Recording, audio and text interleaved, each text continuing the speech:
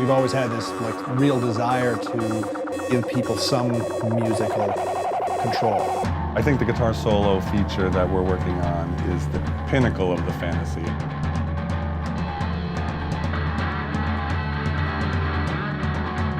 I was working on this stuff at the time, and it was like, oh, this would be a neat thing to work on. Oh, well, the freestyle guitar solo feature.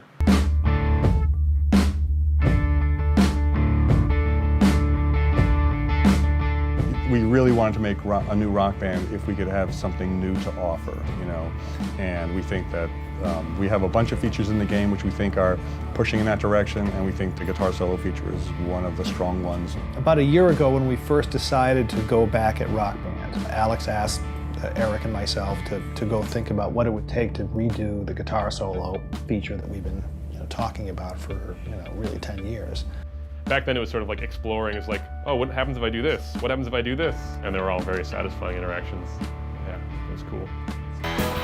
Real musicians, they start just learning what other people do and copying, and it takes a while before people can kind of find their own voice. For me, it's definitely like a wish-fulfillment thing. I'm a decent bass player and a very mediocre guitar player. I could never play at the level that this thing allows you to play at. And I think that this feature sort of shoves that right in your face. I just look forward to cranking it up because, it really gives me this superpower that I would never otherwise have. The way this feature ties into the whole theme of Rock Band 4. It's not that hard to use. You can kind of spam the controller and cool guitar solos fly out of it. You really are on stage. If you apply yourself and learn, all the ins and outs of it, you're playing with a band. You can really make it sing. With other people, and there's an audience watching you. In a way that's really creatively satisfying.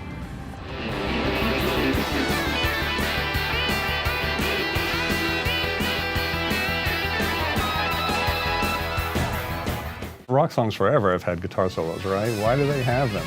Part of it is just for vanity. If you're at the mode where you're a skilled soloist, your kind of musical thoughts just flow through your fingers out into the air without you necessarily thinking very carefully about it. It's part of the culture. We want to hear those stinging notes coming out and flying around the fretboard really quickly.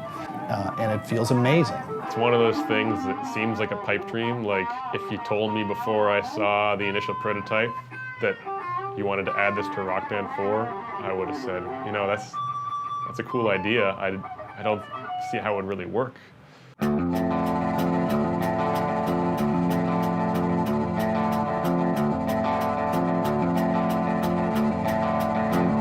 We did a bunch of stuff over the last few years where that was the first time we put a lot of effort into trying to unlock player creativity. Basically, we've created a whole audio playback system that once we had that, we were like, oh, well now we can do this thing with it. And we just started working on a prototype. That's, I think, very true to what the company's always really tried to do. Bring the joy of playing music to non-musicians. And so in that way, Harmonix really is the backing band trying to support you, the musician, to make sure that no matter what you're doing, you actually sound pretty good all the time. Well, there's an unlimited number of unique guitar tones out there in the world. So we can, with the bias amp tech that we're licensing from Positive Grid, we can get a huge variety of very realistic, very authentic amp tones. The kind of technique behind what we're doing sort of is this mixture of stuff where the system kind of helps push along and helps things sound good. I think that the guitar solo feature constitutes new music gameplay. And other things where the player's completely in control of everything that they're doing. It's still gameplay, it gives you prompts, but you have a lot of freedom within that to kind of take it whatever direction you want. We often forget how complicated things really are. We get to the point where we think all of this stuff is simple, and we're like, oh wait, it's based on this base of knowledge that we've taken us our lifetimes to build up. I think we're at the point here in the studio where anybody who's playing Rock Band, no one is pining for the day, the old days when we had to beat match the solos.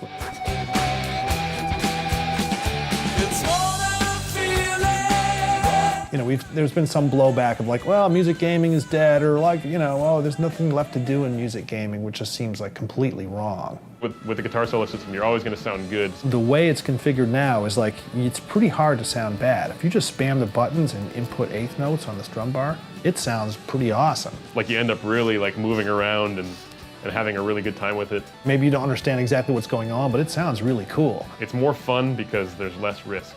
And I think this is a good demonstration of one solid idea about like where you might take music gaming.